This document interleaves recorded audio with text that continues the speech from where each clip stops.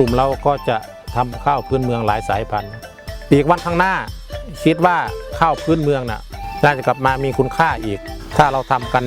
ต่อเนื่องอย่างเงี้ยคือเราจะรักษาไว้คือตรงนี้เราจะชูข้าวหน่วยเขือข้าวหอมเสงี่ยม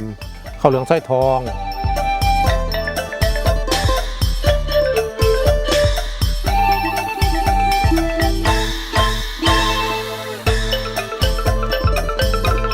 เราก็จะมีการประชุมสมาชิกเปิดรับสมาชิกเราก็เอาสมาชิกใหม่เข้ามาอบรมว่า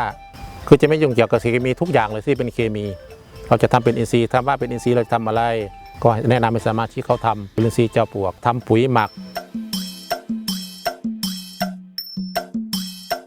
ผลผลิตข้าวอินทรีย์จะดีมันต้องเริ่มจากดินก่อนเราต้องปรับปรุงดินให้ดีมันต้องรู้ว่าดินเรามันขาดธาตุอาหารอะไรแล้วเราจะเพิ่มตรงไหนผู้ตรวจแปลงเนี่ยเขาจะไปเก็บข้อมูลไม่จดบันทึกมาแล้วก็จะมีหน่วยงานที่เราขอรับรองจากเขา